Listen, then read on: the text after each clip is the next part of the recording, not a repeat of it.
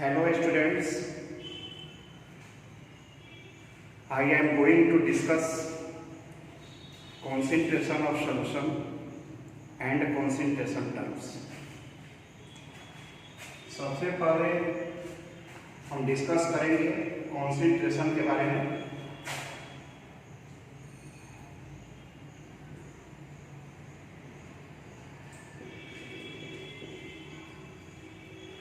देखिए कॉन्सेंट्रेशन का मीनिंग होता है the amount of solute present in unit volume of solution और यूनिट मास ऑफ सॉल्वेंट। इसके लिए आप लिख सकते हैं the amount of solute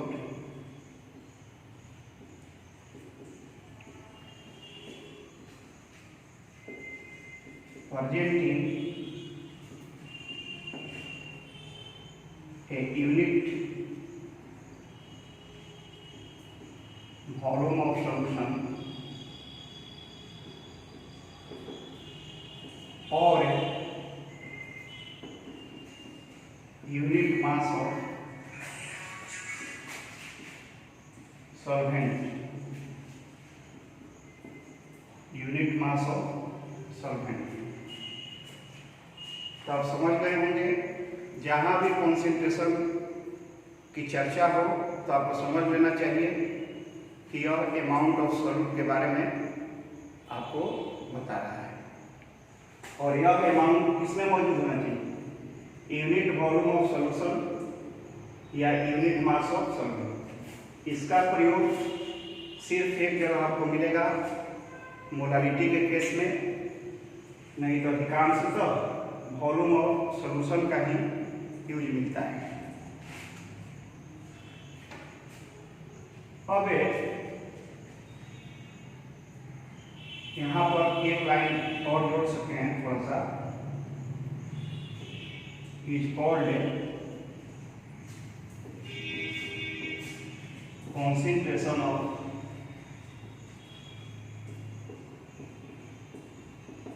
solution.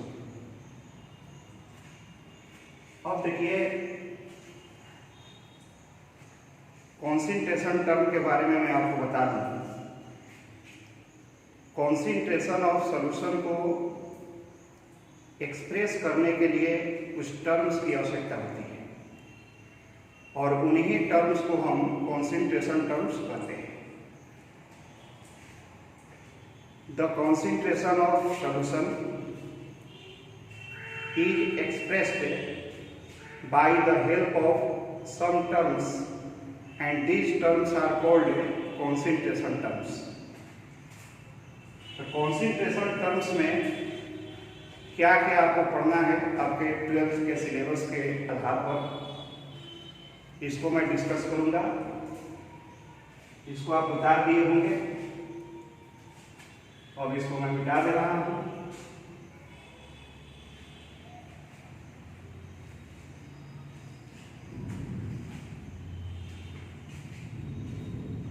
Concentration terms. देखिए कॉन्सेंट्रेशन टर्म्स में क्या क्या आपको पढ़ना है। एक नंबर में परसेंटेज, दूसरा आपको पढ़ना होगा मोलारिटी, 3 नंबर में मोल फ्रैक्शन, 4 नंबर में मोलारिटी,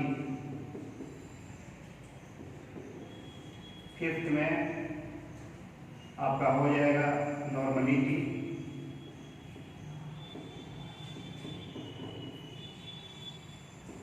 6th में ppm, जिसको हम पार्ट्स में पर मिलियन कहेंगे। तो कुल मिलाकर के 6 से कॉन्सेंट्रेशन टर्म्स के बारे में आपको पढ़ना है। Percentage, molarity, mole fraction, molarity, normality and ppm, इसको हम पार्ट्स पर मिलियन कहेंगे। और बारी बारी से एक एक करके आप देखेंगे, और ये जितने भी कॉन्सेंट्रेशन टर्म्स हैं आप ऑलरेडी 11th क्लास में भी पढ़ चुके हैं। तो समझिए कि आपका रिवीजन ही हो रहा है और यह कोई मुश्किल नहीं है, पहले से आपका पढ़ा हुआ है और बढ़िया से आपको समझ में आएगा। अब इसको नोट कर लीजिए।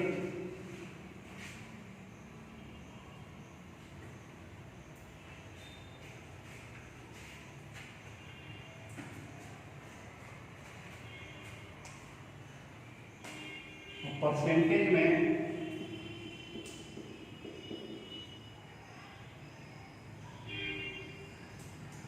आपको 3 चीज पढ़ना है। पहला पढ़ना है मास परसेंटेज, दूसरा पढ़ना है वॉल्यूम परसेंटेज और तीसरा पढ़ना है मास बाई वॉल्यूम परसेंटेज। लेकिन इसको डिस्कस करने से पहले मैं आपको एक और चीज़ बताना चाहूँगा। अक्सर 12th में क्वेश्चन से रहता है, पूछ देता है कि कौन कॉन्सेंट्रेशन टर्म है मास पर डिपेंड, टेम्परेचर पर डिपेंड करता है, और कौन कॉन्सेंट्रेशन टर्म टेम्परेचर पर डिपेंड नहीं करता है। यानी कि पूरे कॉन्सेंट्रेशन टर्म्स को आप 2 भाग में बांट सकते हैं। All concentration terms can be divided into 2 parts, one temperature dependent and other is temperature independent.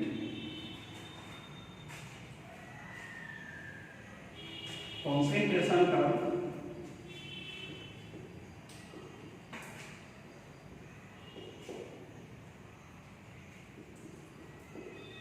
दो पार्ट में बांटे जा सकते हैं।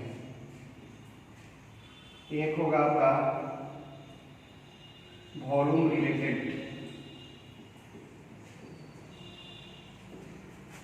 और दूसरा होगा मास रिलेटेड। वॉल्यूम रिलेटेड जो कॉन्सेंट्रेशन टर्म्स होंगे वो टेम्परेचर डिपेंडेंट करेंगे, टेम्परेचर डिपेंडेंट।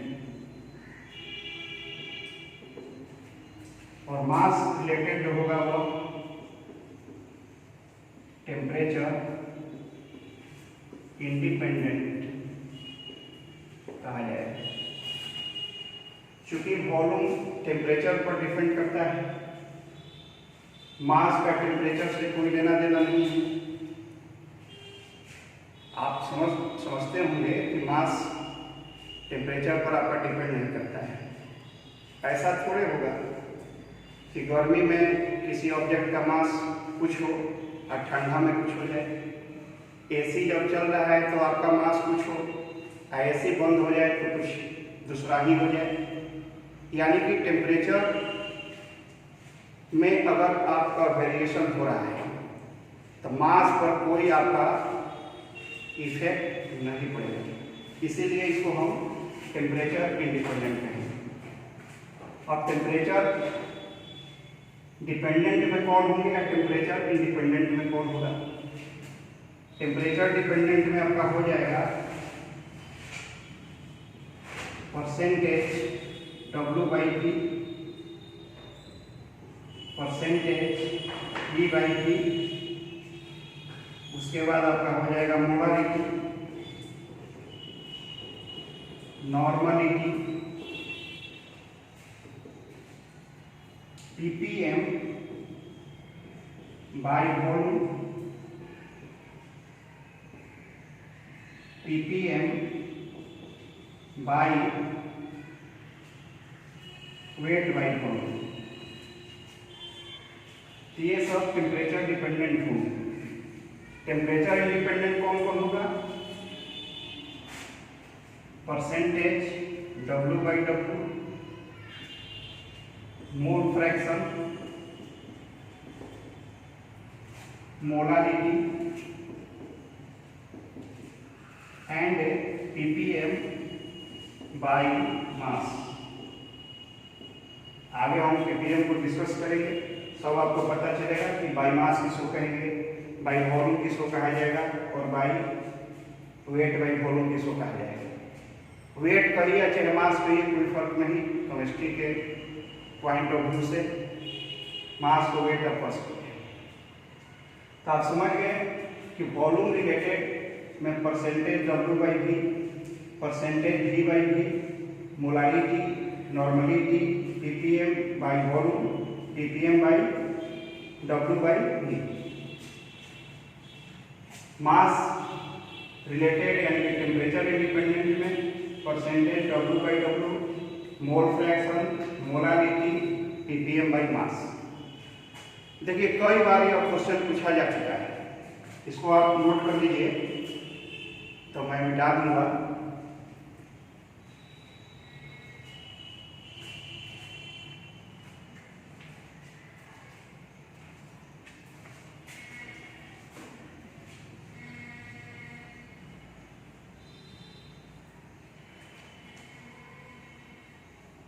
देखिए अक्सर क्वेश्चन आता है which depends on temperature। Question दे देगा कि which depends on temperature। और पहला मान लीजिए कि ऑप्शन आपका रहे मोलारिटी, दूसरा रहे मोलारिटी, तीसरा है नॉर्मलिटी, नॉर्मलिटी मत करिए यहाँ पर, मोल फ्रैक्शन, और चौथा में रहे नॉन ऑफ दीज। तो बताइए कि इसका आराम से आप उत्तर दे सकते हैं। अभी आपको मैंने बताया कि कौन कौन टेम्परेचर पर डिपेंड करता है और कौन टेम्परेचर पर डिपेंड नहीं करता है। तो निश्चित रूप से इसका आंसर होगा क्या, मोलारिटी। मोलारिटी टेम्परेचर पर डिपेंड करने वाला कॉन्सेंट्रेशन टर्म है, तो इसका आंसर हो जाएगा मोलारिटी। एक बात स्पष्ट समझ लें, जिस कॉन्सेंट्रेशन टर्म में वॉल्यूम इन्वॉल्व होगा वो निश्चित रूप से टेम्परेचर पर डिपेंड करेगा, तो उसको हम टेम्परेचर डिपेंडेंट कहेंगे। तब इसको लिख लें, क्वेश्चन का उत्तर यहाँ पर मिलेगा क्या, मोलारिटी।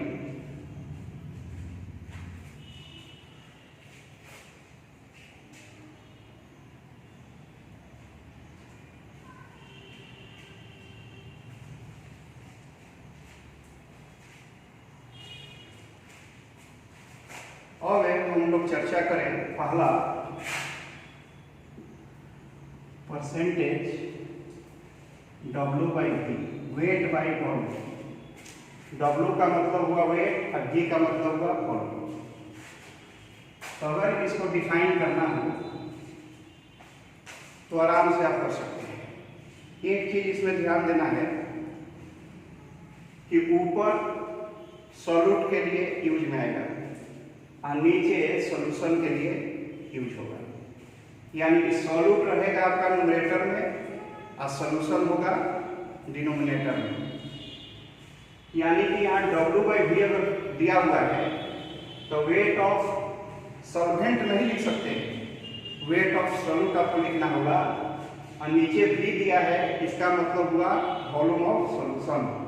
तो ऊपर याद रखिए कि सॉल्यूट और नीचे आपका क्या होगा, सॉल्यूशन होगा। लेकिन सॉल्यूशन हमेशा आपको 100 में ही लेना है, क्योंकि परसेंटेज आप निकाल रहे हैं।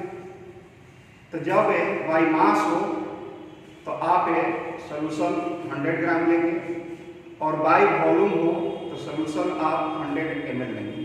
समझ में आ गया? अब इसको अगर डिफाइन करना हो तो कैसे करेंगे? इट इज डिफाइंड एज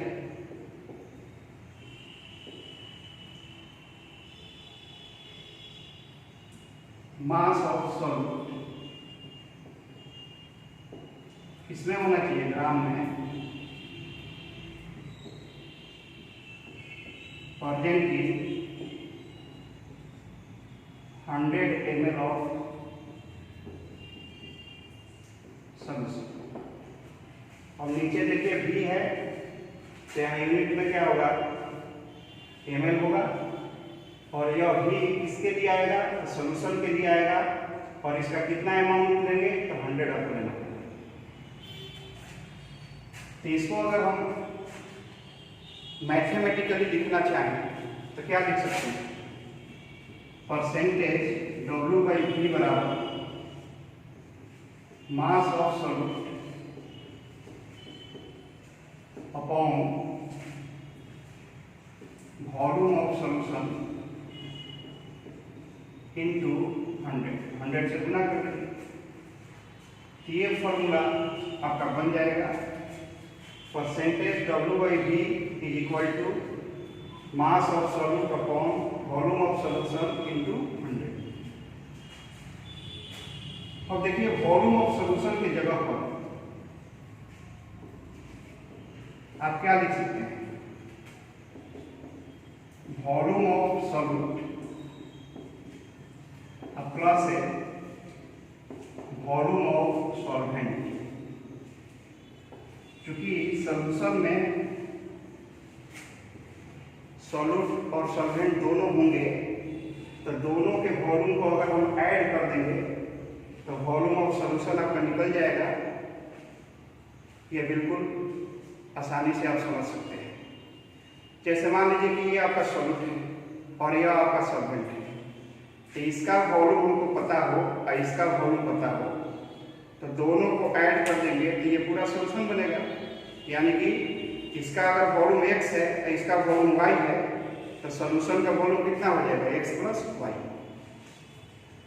तो आप वॉल्यूम ऑफ सॉल्यूशन की जगह पर इतना भी रख सकते हैं।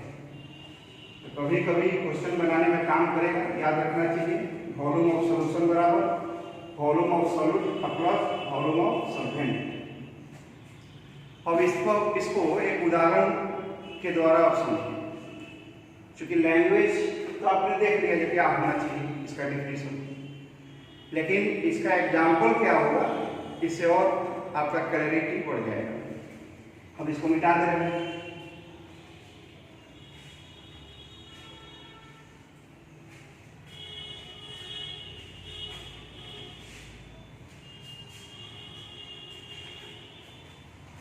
देखिए जैसे में अगर आपका दे दिया जाए 10% W/V, 10% W/V ethyl alcohol solution, तो इससे क्या मीनिंग निकल रहा है। मैंने बताया कि ऊपर सॉल्यूट के लिए, नीचे सॉल्यूशन के लिए। ऊपर में आपका वेट है और नीचे में आपका क्या है, वॉल्यूम है। अब परसेंट किस में निकलता है, 100 में निकलता है। परसेंट का मतलब क्या होता है, परसेंट का मतलब है 1 कितना 100। तो बताओ कि 100 यहाँ पर जो होगा वह किस में होगा, निश्चित रूप से ml में होगा, क्योंकि यहाँ पर भी दिया हुआ है। और यह किसका ml होगा, 100 ml सॉल्यूशन का।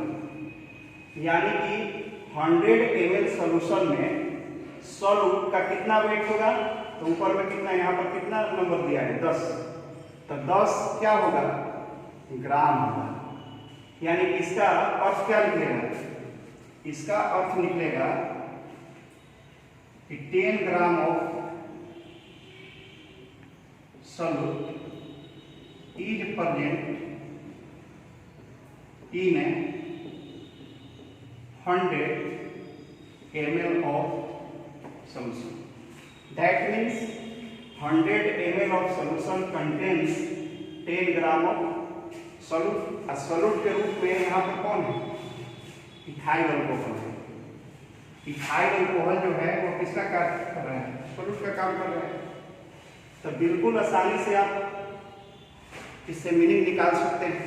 10% W/V जो ही दिया, तो आपको समझिए कि न्यूमरेटर सॉल्यूट यूज होगा और डिनोमिनेटर में आपका सॉल्यूशन यूज होगा। W है तो ग्राम में होगा, V है तो ml में होगा। और सॉल्यूशन का जो भी हम लेंगे वो 100 लेना पड़ेगा, अगर वॉल्यूम है तो ml में लेंगे, और वेट है तो ग्राम में लेंगे। तो नीचे से क्या पता चला, 100 ml ऑफ सॉल्यूशन, ऊपर 10 ग्राम ऑफ है क्या सॉल्यूट, तो 10 gram of solute is present in 100 ml of solution. मान लीजिए कि क्वेश्चन अगर पूछ दिया जाए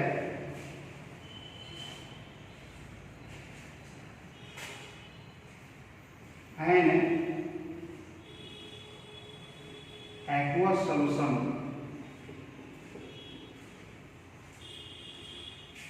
of a sugar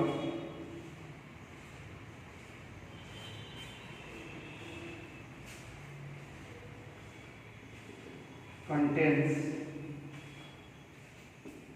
20%, यहाँ पर दे दिया आपका W/V of a sugar, calculate mass of solvent, calculate mass of solvent। देखिए यहाँ पर एक टर्म मिल रहा है एक्वस सॉल्यूशन। एक्वस सॉल्यूशन का मतलब हुआ that solution in which water acts as solvent. जिस सॉल्यूशन में सॉल्वेंट के रूप में वाटर होता है उसको एक्वस सॉल्यूशन कहा जाता है। तो ये तो बात समझ में आई कि सॉल्यूशन आपका एक्वस है तो सॉल्वेंट कौन है, वाटर है, सॉल्यूट के रूप में कौन है, आपका शुगर है, और इसका परसेंटेज W/V आपका दिया हुआ है। सॉल्वेंट का मास क्या करना है, निकालना है। और इस क्वेश्चन को आप कैसे बनाएंगे, देखिए आराम से इसको आप बना सकते हैं। इसको मिटा दें, उतार लिए होंगे। देखो 20% W/V का मतलब क्या होगा, अभी अभी बताएं। 100 ml सॉल्यूशन में 20 ग्राम आपका क्या होगा, शुगर होगा। 100 ml सॉल्यूशन में 20 ग्राम आपका शुगर होगा। देख सकते हैं हम, इसको मिटा दें।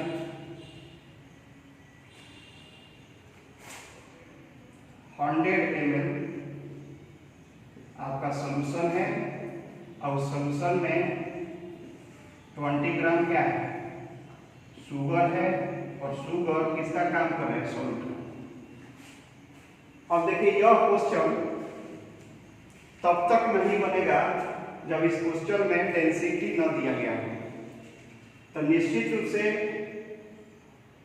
जो आपका टेम्परेचर इंडिपेंडेंट है चाहे टेम्परेचर डिपेंडेंट है, तो टेम्परेचर डिपेंडेंट को अगर इंडिपेंडेंट में अगर आप चेंज करना चाहें तो उसके लिए डेंसिटी की आवश्यकता तो पड़ेगी। और मान लो कि यहाँ पर 100 ml सोल्यूशन दिया है और यहाँ पर इसका ग्राम में दिया है, तो दोनों का यूनिट सेम नहीं है, इसलिए आप इसको घटा करके सॉल्वेंट का वेट आप निकाल नहीं सकते। तो सबसे पहला काम होगा कि इसका मास निकालना पड़ेगा, और मास निकालने के लिए डेंसिटी का होना प्रश्न में क्या है, जरूरी है। तो सपोज कीजिए कि डेंसिटी आपका दिया है 1.2 ग्राम पर ml, ये आपका दिया हुआ है। तो आप जानते हैं डेंसिटी बराबर होता है मास बटा में वॉल्यूम। तो बताइए कि डेंसिटी जो यहाँ पर 1.2 है, मास हम निकाल लेंगे सॉल्यूशन का, मास ऑफ सॉल्यूशन बटा में वॉल्यूम। वॉल्यूम कितना दिया है, 100, तो हो जाएगा आपका mass of solution is equal to 120 क्या ग्राम। तो बताओ कि सॉल्यूशन का मास निकल गया और सॉल्यूट का मास भी आपका पता है, तो सॉल्वेंट का मास नहीं निकल जाएगा। तो सॉल्वेंट का मास कैसे निकालेंगे, सॉल्यूशन के मास में से सॉल्यूट के मास को सब्ट्रैक्ट करना होगा, घटा लेंगे। तो आपका सॉल्वेंट का मास क्या होगा, निकल जाएगा। तो क्या लिखना पड़ेगा बताइए, मास ऑफ सॉल्यूशन बराबर क्या होगा, मास of solute plus mass of solvent. तो सॉल्यूशन का मास आपका आ गया कितना, 120। अब मास ऑफ सॉल्यूट कितना दिया है, 20। अब प्लस है mass of solvent, therefore mass of solvent is equal to हो जाएगा 120 माइनस 20 यानी का ग्राम, 100 ग्राम। तो इस तरह क्वेश्चन आप आसानी से क्या कर सकते हैं, बना सकते हैं। अब मैं अगला कॉन्सेंट्रेशन टर्म परसेंटेज V/V आपको बताऊंगा, इसको आप नोट कर लीजिए। फिर से इसको समझना है, समझ गए, हमारे समझ से निश्चित समझ गए होंगे, एकदम क्लियर कट सारे स्टेप्स हैं, कहीं कोई कंफ्यूजन वाली बात नहीं है। सॉल्यूशन के मास की जगह पर हम लिख सकते हैं सॉल्यूट का मास प्लस सॉल्वेंट का मास, क्योंकि सॉल्यूट और सॉल्वेंट से ही सॉल्यूशन बनता है। तो दोनों के मास को ऐड करेंगे तो सॉल्यूशन का निकल जाएगा। ये दोनों दिया हुआ है, इसका मास क्या करेंगे, निकाल देंगे और मिटा दे रहे हैं।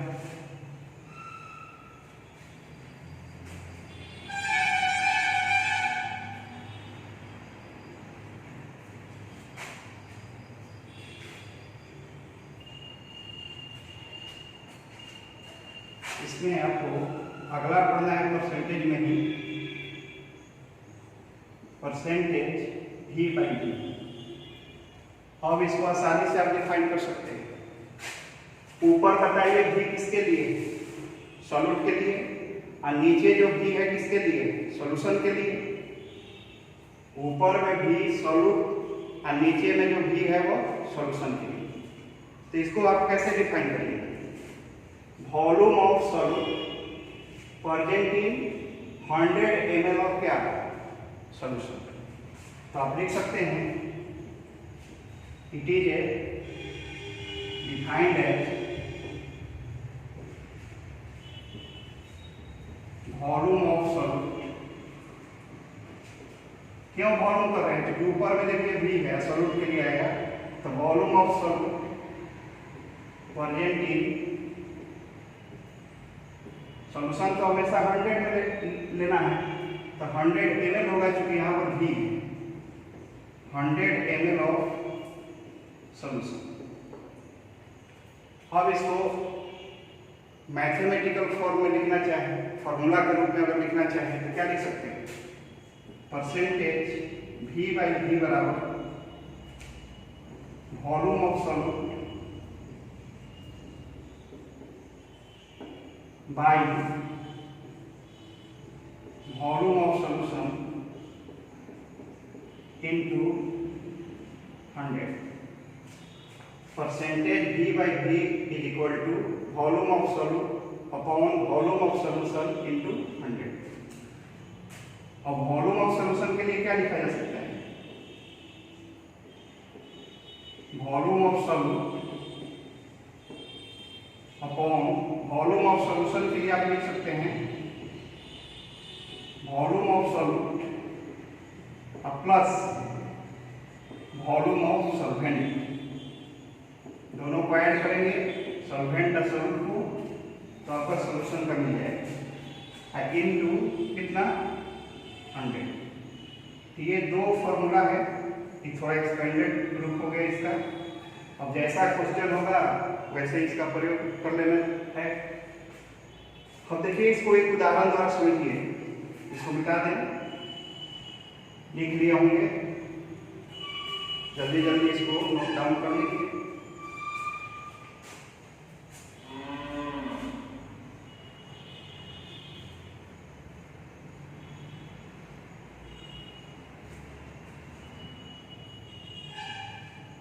फॉर एग्जाम्पल अगर दे दिया कि 10% V/V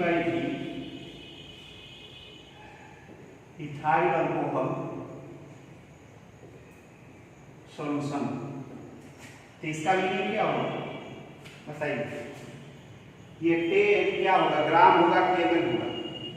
तो निश्चित आप कहेंगे कि 10 ml होगा, क्योंकि ऊपर में आपका V है और न्यूमरेटर किसके लिए आता है, सॉल्यूट के लिए।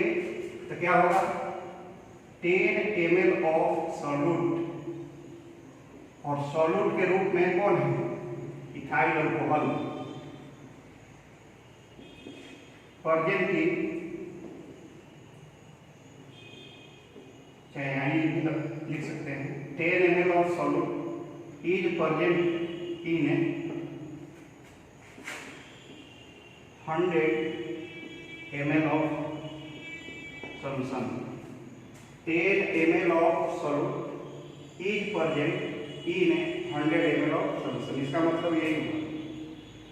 तो क्वेश्चन में इस तरह के प्रश्न में इस तरह का प्रयोग हो सकता है, और उसका मीनिंग आपको समझना पड़ेगा ताकि प्रॉब्लम बनाने में आपको क्या हो, सुविधा। अन्यथा आप डिफिकल्टी में पड़ जाएंगे और आपसे क्वेश्चन नहीं बन पाएगा। अब इस पर एक क्वेश्चन आप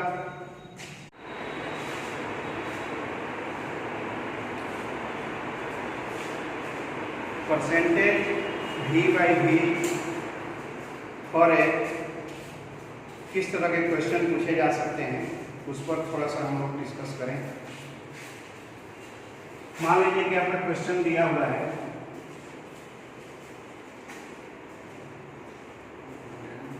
10 ml ऑफ इथाइल अल्कोहल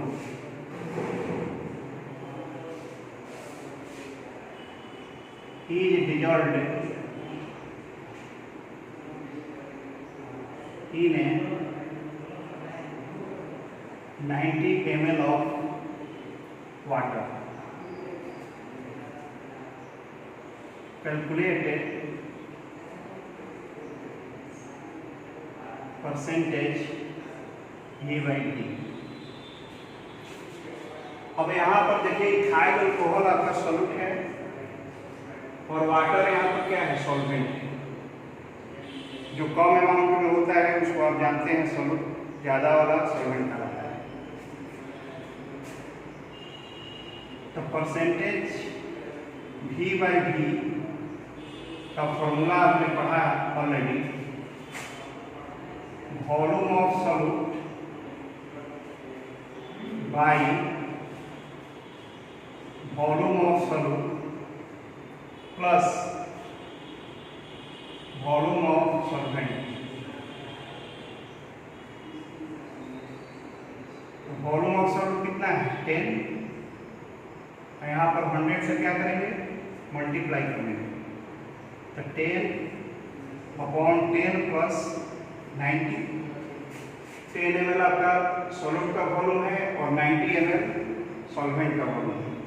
तो दोनों को ऐड करते हैं तो सॉल्यूशन का निकल जाता है।